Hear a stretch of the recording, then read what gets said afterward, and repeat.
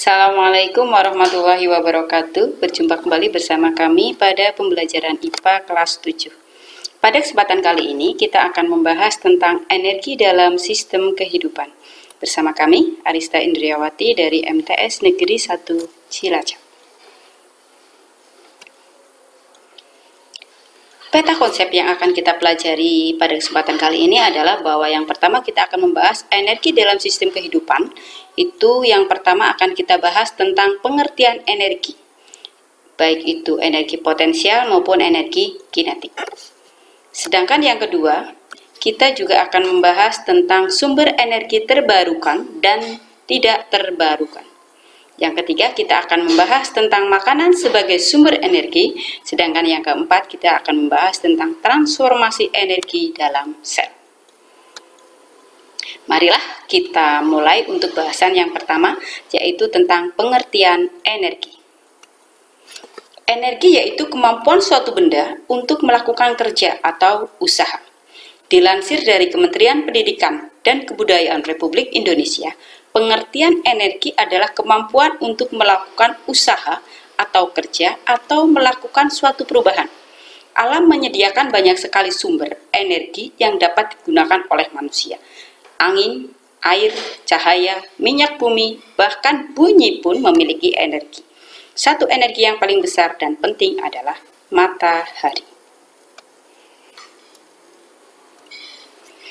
Cahaya pada matahari digunakan tumbuhan untuk melakukan fotosintesis dan menghasilkan oksigen untuk menopang kehidupan. Energi matahari juga bisa membuat air menguap dan melakukan siklus untuk membuat hujan, serta masih banyak manfaat yang lainnya. Bumi juga menyediakan energi yang dapat kita manfaatkan, misalnya panas bumi yang dapat digunakan sebagai pembangkit listrik.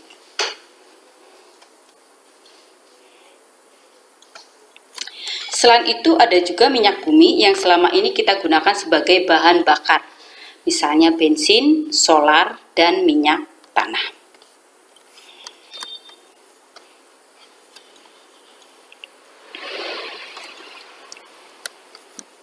Terdapat beberapa bentuk energi, antara lain yang pertama ada energi potensial. Energi potensial adalah energi yang dimiliki oleh suatu materi karena lokasi atau tempatnya. Yang kedua adalah energi kinetik. Setiap materi yang berpindah atau bergerak memiliki bentuk energi yang disebut sebagai energi kinetik atau energi gerak. Jadi dapat disimpulkan bahwa energi kinetik adalah bentuk energi ketika suatu materi berpindah atau bergerak. Contohnya ketika naik sepeda, kontraksi otot kaki akan mendorong pedal sepeda. Saat kita naik sepeda tadi, berarti benda itu bergerak, sehingga dikatakan dia akan memiliki energi mekanik. Sedangkan energi potensial itu kalau dia memiliki ketinggian dari bumi, letaknya terhadap bumi, maka dia akan memiliki energi potensial. Kemudian kita lanjutkan untuk energi potensial atau biasa disingkat dengan sebutan EP.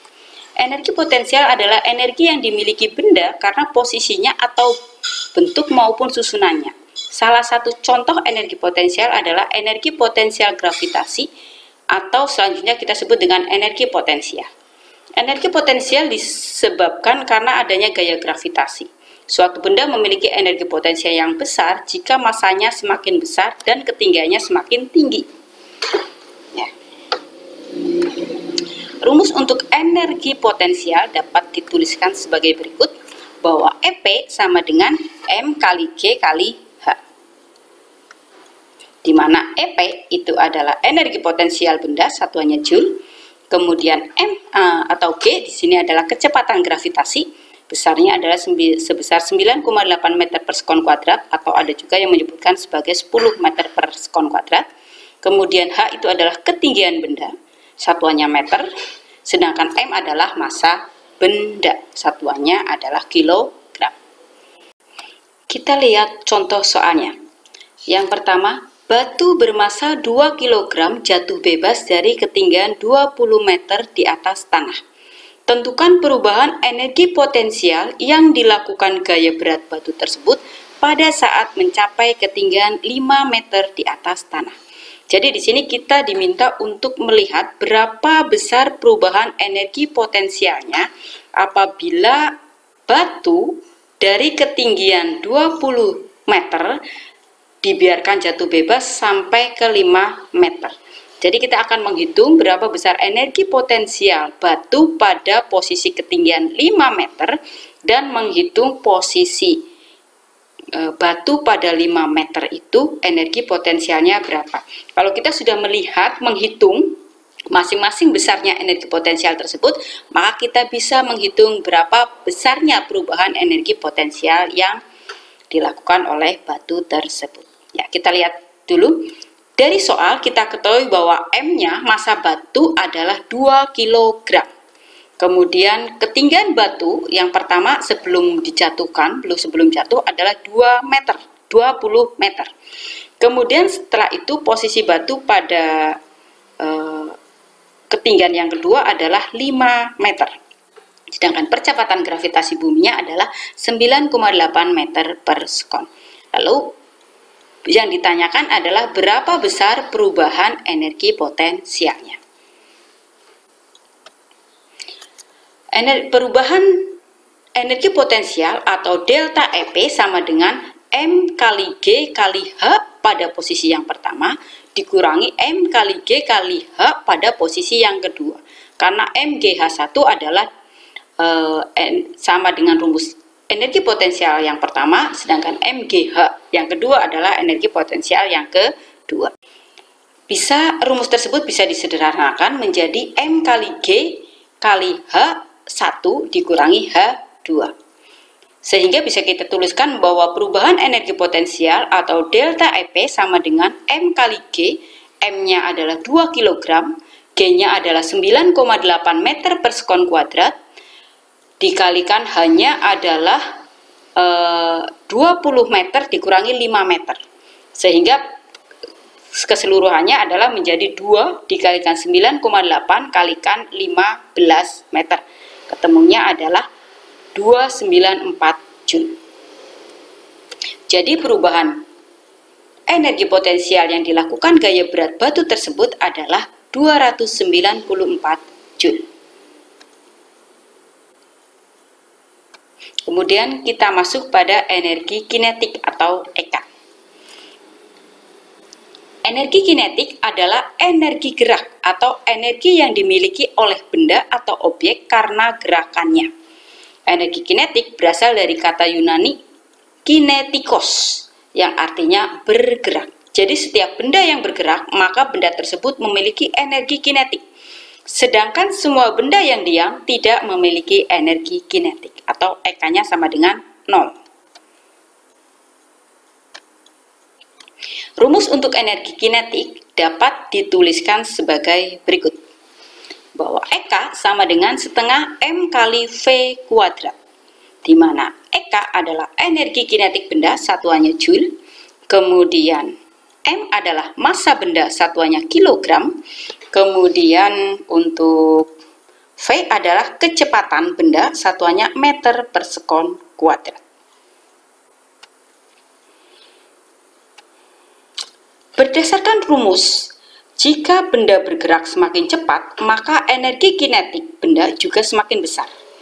Demikian juga ketika massa benda semakin besar, maka energi kinetik benda juga akan semakin besar. Berbagai penerapan energi kinetik dapat kita temukan ketika kita sedang mengendarai sepeda motor dengan kelajuan konstan, ataupun saat kita bermain bola dan bolanya menggelinding di atas tanah. Kita bisa melihat bahwa dia akan memiliki energi kinetik yang berbeda-beda. Kemudian kita lanjutkan untuk contoh soal tentang energi kinetik. Yang pertama, hitung energi kinetik sebuah benda yang bermassa 50 kg yang dilemparkan dengan kelajuan awal sama dengan 0 dan kelajuan saat benda bergerak 8 meter per sekon.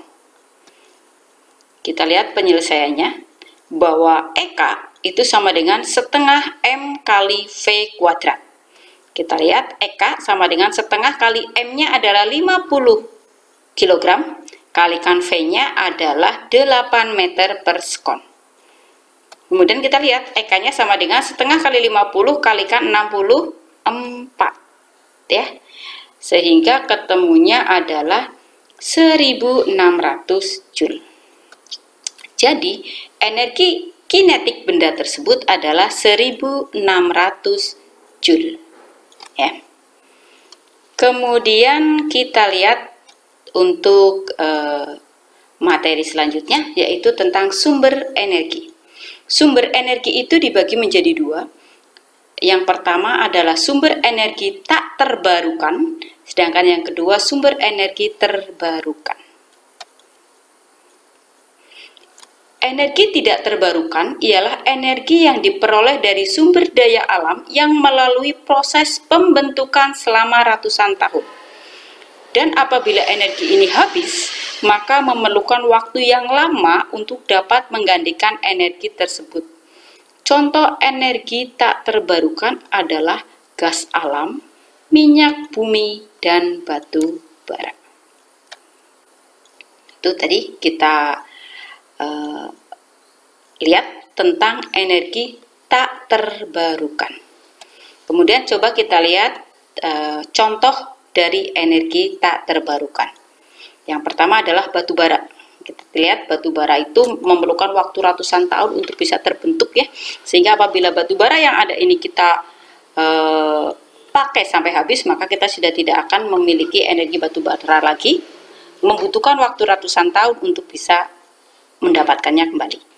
Satu, kita lihat batu bara. Batu bara dibakar itu bisa menghasilkan energi yang dibutuhkan untuk kegiatan manusia. Untuk bisa mendapatkan batu bara, caranya tidak mudah. Kita harus membuat tambang di permukaan bumi dan di bawah tanah. Kini masyarakat menggunakan batu bara sebagai tenaga listrik. Sayangnya penggunaan batu bara yang berlebihan dapat merusak lingkungan karena menghasilkan gas beracun dan polutan. Ini kita lihat gambarnya batu bara ya, berwarna hitam ya. Kemudian kita lanjutkan, yang kedua adalah minyak bumi. Minyak bumi ya. Salah satu bahan bakar fosil yang berbentuk cair adalah minyak bumi. Minyak bumi terperangkap di bawah lapisan batuan dan untuk mengambilnya kita harus mengebor tanah juga bebatuan. Minyak bumi umumnya digunakan sebagai bahan bakar kendaraan. Namun energi ini dinilai tidak ramah lingkungan karena melepaskan gas yang berbahaya bagi atmosfer. Selanjutnya adalah gas alam. Ya, gas alam. Gas alam adalah salah satu jenis fosil yang terperangkap di bawah bebatuan. Gas ini terbentuk dari metana, yaitu gas beracun yang berbau busuk. Gas alam ini diproduksi untuk memasak dalam bentuk LPG. Itu beberapa contoh dari energi tak terbarukan. Sekarang kita lanjutkan dengan energi terbarukan. Energi terbarukan adalah energi yang diperoleh dari sumber daya alam bumi yang tak terbatas dan tidak pernah habis. Sejumlah contoh dari energi terbarukan ialah sinar matahari dan angin. Umumnya energi terbarukan ini merupakan alternatif energi yang menggunakan bahan bakar fosil dan tidak membahayakan untuk lingkungan. Jadi saat bahan bakar fosil itu habis, kita punya alternatif energi yang lain, yaitu bisa berupa dari energi matahari maupun angin. Kita lihat contoh energi terbarukan. Yang pertama adalah tenaga surya atau matahari. Energi matahari ini diperoleh dengan cara menangkap energi radiasi dari sinar matahari lalu mengubahnya menjadi panas. Listrik maupun air panas menggunakan sistem fotovoltaik melalui sel surya. Nah, ini contohnya ya, gambarnya. Nah, itu adalah contoh sel surya. Manfaat dari tenaga surya ini ialah untuk keperluan rumah tangga sehari-hari seperti pencahayaan, menjemur pakaian. Selain itu dapat juga untuk menghemat energi.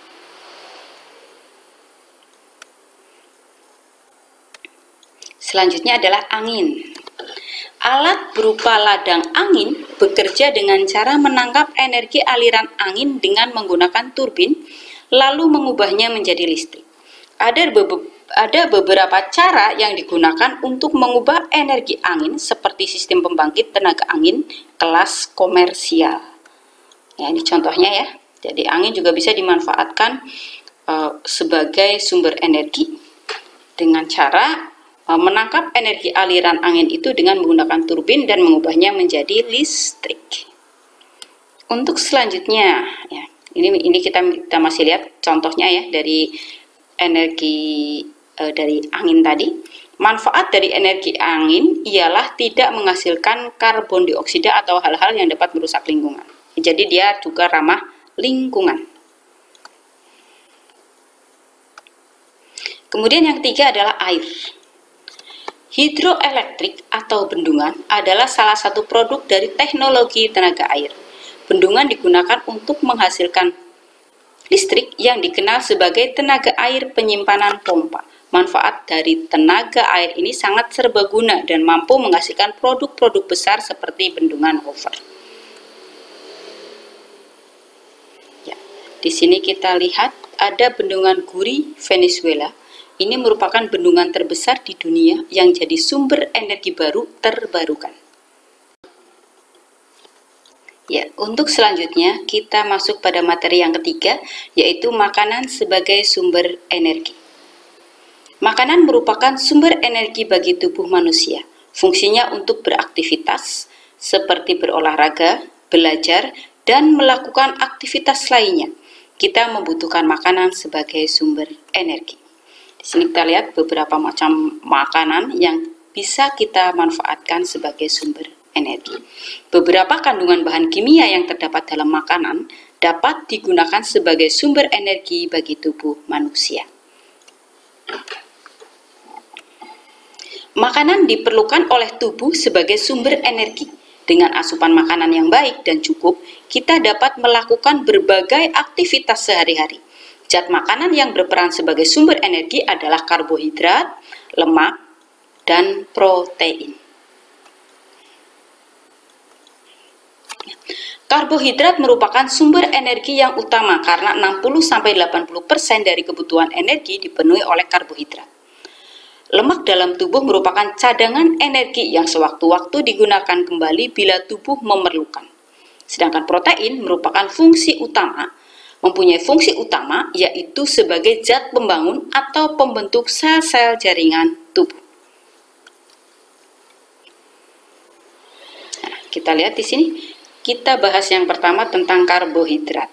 Karbohidrat merupakan senyawa kimia yang tersusun atas unsur-unsur karbon, misalnya beras, jagung, kentang, gandum, umbi-umbian, dan buah-buahan yang rasanya manis. Karbohidrat berperan sebagai sumber energi, di mana 1 gram karbohidrat setara dengan 4 kilokalori. Jadi kalian lihat di situ beberapa makanan yang mengandung karbohidrat. Ada jagung, ada pisang, ada gula, ada donat, ada roti, dan lain-lain. Ya. Kemudian kita masuk yang kedua adalah protein. Protein merupakan senyawa kimia yang mengandung unsur C, H, O, N, kadang juga mengandung unsur P dan S. Bahan makanan yang mengandung banyak protein ini antara lain contohnya ada protein hewani, misalnya daging, ikan, telur, susu, dan keju. Kemudian ada juga protein nabati, misalnya kacang-kacangan, tahu, dan tempe. Itu ada gambarnya ya. Kemudian kita lanjutkan yang ketiga adalah lemak. Bahan makanan yang mengandung banyak lemak antara lain adalah ada lemak hewani, ada lemak nabati. Lemak hewani itu ada keju, susu, daging kuning, telur, daging sapi, daging kambing, daging ayam, dan daging bebek. Kemudian contoh untuk lemak nabati antara lain ada minyak dari kelapa, kemiri, kacang-kacangan, dan buah avokat. Fungsi lemak antara lain sebagai sumber energi, sebagai pelarut vitamin A, D, E, dan K, sebagai pelindung organ-organ tubuh yang penting, dan sebagai pelindung tubuh dari suhu yang rendah. Lemak merupakan senyawa kimia yang mengandung unsur C, H, dan O. Lemak mulai dianggap berbahaya bagi kesehatan setelah adanya suatu penelitian yang menunjukkan hubungan antara kematian akibat penyakit jantung koroner dengan banyaknya konsumsi lemak dan kadar lemak di dalam darah. Penyakit jantung koroner terjadi apabila pembuluh darah tersumbat atau menyempit karena endapan lemak yang secara bertahap menumpuk di dinding arteri. Kemudian kita masuk untuk materi yang terakhir, yaitu tentang transformasi energi dalam sel. Pada makhluk hidup heterotrof atau makhluk hidup yang memanfaatkan sumber makanan organik ataupun atau makhluk hidup yang tidak mampu mengubah senyawa anorganik menjadi senyawa organik, energi bersumber dari makanan yang dikonsumsi. Energi ini akan mengalami transformasi mulai dari energi potensial berupa energi kimia makanan menjadi energi panas dan energi kinetik dalam aktivitas makhluk hidup tersebut. Transformasi energi oleh klorofil yang pertama tadi, contohnya transformasi energi oleh klorofil. Klorofil adalah zat hijau daun yang terdapat dalam organel sel tumbuhan yang disebut kloroplas. Klorofil berfungsi dalam fotosintesis. Energi radiasi sinar matahari yang ditangkap oleh klorofil berfungsi melancarkan proses fotosintesis. Kemudian transformasi energi juga bisa terjadi pada transformasi energi oleh mitokondria. Mitokondria adalah organel yang terdapat di dalam sel yang memiliki peran dalam respirasi sel. Di dalam mitokondria, energi kimia digunakan untuk mengubah karbohidrat, protein, dan lemak. Itu kita lihat pada gambar bahwa mitokondria memiliki terdapat banyak pada sel otot makhluk hidup dan sel saraf. Selanjutnya, untuk proses transformasi energi dalam sel itu berperan pada metabolisme. Metabolisme adalah proses-proses kimia yang terjadi di dalam tubuh makhluk hidup. Misalnya yang pertama pada proses fotosintesis. Fotosintesis merupakan perubahan energi cahaya menjadi energi kimia dalam bentuk glukosa. Sumber energi cahaya alami adalah matahari yang memiliki spektrum cahaya tampak dari ungu sampai merah, inframerah, dan ultra ungu yang tidak digunakan dalam fotosintesis. Kemudian juga pada proses respirasi. Respirasi yaitu proses pembebasan energi yang tersimpan dalam zat sumber energi melalui proses kimia dengan menggunakan oksigen. Dari respirasi dihasilkan energi kimia untuk kegiatan kehidupan seperti sintesis atau anabolisme, gerak, dan pertumbuhan. Contohnya adalah respirasi pada glukosa, reaksinya sebagai berikut. C6H12O6 ditambah dengan O2 akan dihasilkan 6CO2 plus 6H2O dan energi, yaitu berupa glukosa tadi ya. Kemudian respirasi adalah suatu proses pembebasan energi yang tersimpan dalam zat sumber energi melalui proses kimia dengan menggunakan oksigen. Ya. Demikian tadi pembahasan kita untuk materi energi. Semoga yang sedikit ini bisa bermanfaat untuk kita semua dan mohon maaf atas segala kekurangan. Semoga yang sedikit ini bisa memberikan gambaran kita tentang apa itu energi dalam sistem kehidupan. Sekian dulu yang bisa kami sampaikan. Sekali lagi Ibu ucapkan terima kasih atas segala perhatian dan mohon maaf atas segala kekurangan. Terima kasih dan Assalamualaikum warahmatullahi wabarakatuh. Sampai jumpa pada pertemuan berikutnya.